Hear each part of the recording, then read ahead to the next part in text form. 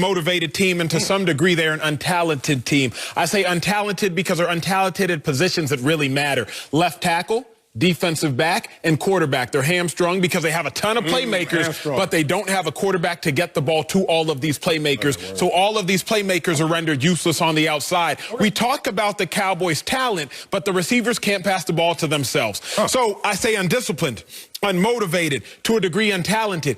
If you are either the worst or second worst team in the worst division in football, that does not bode well for your season. Before the game, head coach Mike McCarthy said, let's just win the division. Well, the Washington football team not only beat you, they embarrassed you. They took your manhood on national television, and we all were there to lie witness to it. The Cowboys season is indeed over. It's not hot take-ish, but it's your 2 wins. 2 wins versus 2 terrible teams, the Giants and the Atlanta Falcons. 2 wins in which by scoreboard and scoreboard alone did you win that game. It's not like you necessarily outperformed. It's not like you dominated. Now, can't take a win away from a football team. I know how hard it is to win a game in the NFL. It's hard to get one. Can't take it away from them, but I can qualify and quantify their performance in those 2 wins, the only 2 wins they have on the season. The Cowboys season is indeed over. Continue to play the games. Go out there and see what players will continue to fight, because I didn't see much fight from anybody yesterday. But yes, bro, the season for the Cowboys is done. No, you know it's not done. That's why you didn't have the same emphasis, the same emphatic response. I wanted to start a little calm. We have a 2-hour show. We got a 2-hour show. I don't want to run out of gas on y'all like the Cowboys have been running out of gas. Oh, really? Oh, now he wants to wake up. During your whole soliloquy, I didn't hear the same Acho. Oh, man. All right, so you want to come out calm. Well, I'm going to come out on fire. Do that. You know the season's not over. It's a relative experience in their division.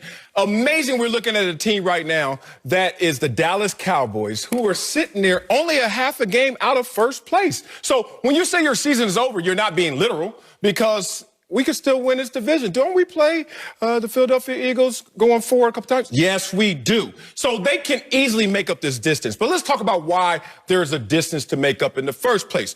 Dallas Cowboys, you said untalented. That's interesting, because this team was lauded as the most talented team, certainly in their division, maybe in the NFL for a second. However, like you said, the injuries have really taken its toll. And then you look at the situation in terms of discipline. I don't like that angle. And all these we're going to go deeper into. I don't like that angle, because when you look at a team, you say, are they disciplined or not? Typically, you look at their penalties and you say, are they one of the most penalized teams in the league?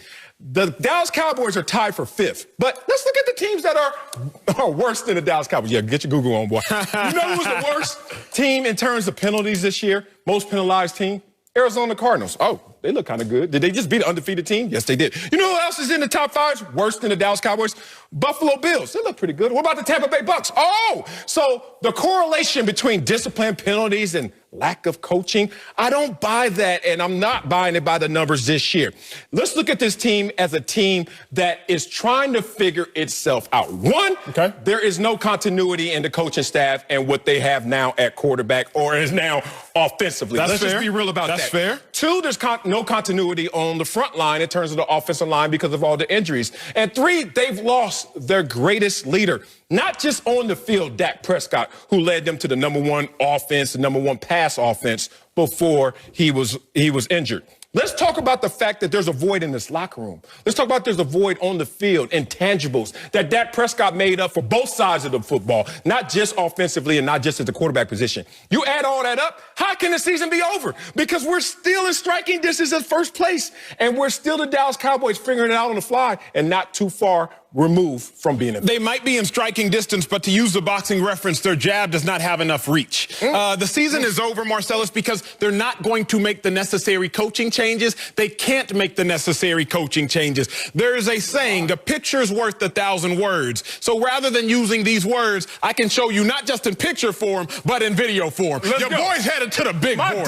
Because, Marcellus, they say, if a player doesn't learn from a player mistake, then it's a player issue. Okay. But if a player doesn't learn from another player's mistake, then it's a coaching issue. But let's look at it. Just yesterday, the Cowboys versus the Washington football team. What is really going on with the Cowboys? Up top, Trayvon Diggs is really in man-to-man versus Terry McLaurin. It's a cover 4, but it's really man-to-man. That safety, he's in man on the tight end. If you're in man, watch your man. If you're in man, what you can't do is watch the quarterback. Trayvon Diggs, why are you looking at the quarterback if you really have this dude man-to-man? It was at that moment that he knew that he was going to be on an Acho highlight reel. Now, Trayvon Diggs made the mistake. I'm not just going to clown him. It's a coaching issue because what happened last week, when you see a pattern, Marcellus, that's how I start to know the players really got issues. It's cover 3. You got to be as deep as the deepest, as wide as the widest. Darryl Worley this time on Christian Kirk. Pattern, match, zone. He has him in man. Why are you staggered with your feet square? Open up and get ready to run. What's that mean? Trayvon Diggs on DeAndre Hopkins. He's already open, ready to run. Again, what did I tell you? Cover 3.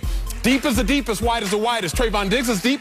Safety's deep, but this dude not deep, nor is he wide enough, and the Cowboys get scored on again. If a player doesn't learn from his own mistake, player issue. If a player doesn't learn from a teammate's mistake, coaching issue. That's why I think Cowboys can't fix their issues. Wow. Hey, way to point out what a lot of people are seeing right now, Acho, in terms of this team is lacking something in its structure. But I don't want to point at the coaches because I've been on the field too many times where the outsiders were pointing at our coaches and us on the inside were realizing it was the man in the mirror. Let me give you a little short synopsis of my playing career. I played for 6 different coaches. And when you talk about my coaches, I had a lot of losing seasons. I didn't play quarterback, so I didn't have that much impact on the team because if everybody was playing like I played, Super Bowl champions, right? Now, let me be serious about this. I had coaches by the name of Marv Levy, Marty Schottenheimer, Mike Riley, Bill Parcells, Wade Phillips, and Jack Del Rio. Now, when people hear those names, they automatically start ranking who's the best coach, who's the worst coach. And I know who they're going to put up there at the top. Bill Parcells, Marty Schottenheimer, or Marv Levy. Of my 6 head coaches, 4 of them gave me L's, losing seasons. And you want to know those names? Marv Levy, Marty Schottenheimer, Mike Riley, Bill Parcells. You want to hear those seasons? 6-10, 6-10, 5-11, 4-12. Those 4 big names gave us the losing seasons. You know who gave me my winning seasons?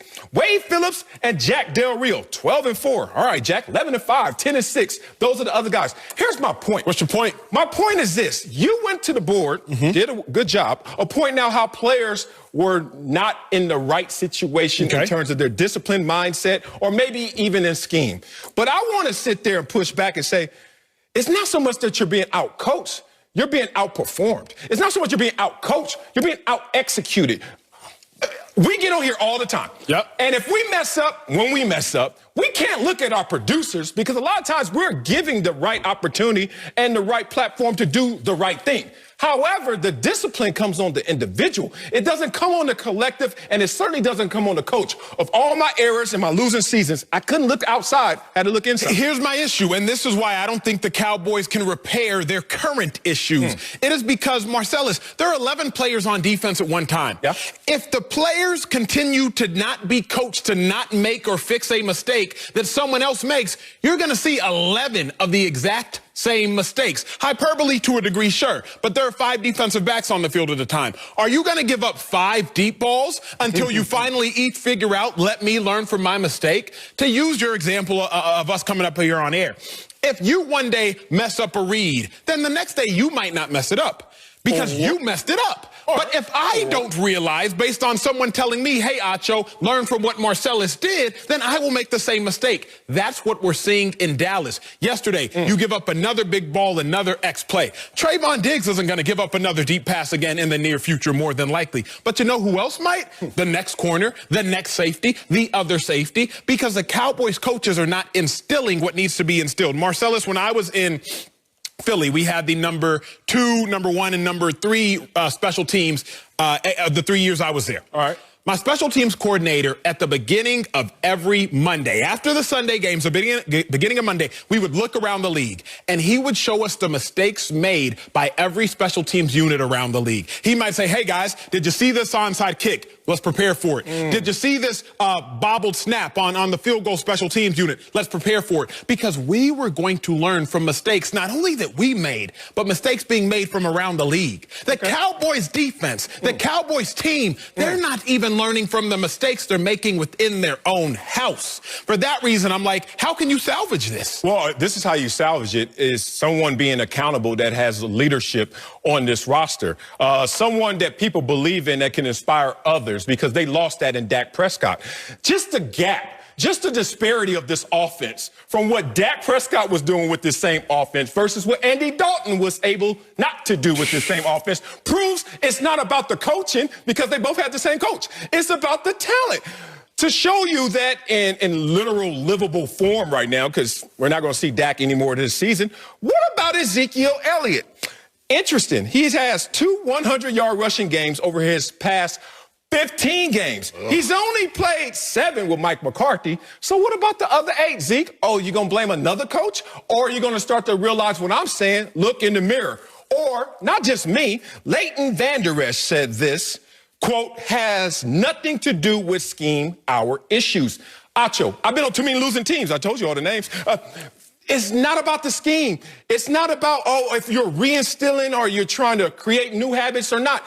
It's about these guys finally saying, no matter what I've been taught, I have to execute that. And they're not doing that consistently. Let me say this. It's a combination. Anything in life is not 100% one thing and 0% another. Everybody typically has some fault to take ownership of. When I look at the Cowboys, the number one thing is injuries. That's the number one reason for me why their season is over and why they're in this position. Dak. No Dak, no Lyle Collins, you're starting right tackle. No Tyron Smith, you're starting left tackle. Zach Martin gets hurt. So when I just look at offensively right there, number one is injuries. Okay. Number two, I'm not going to say it's a scheme issue because scheme to me isn't synonymous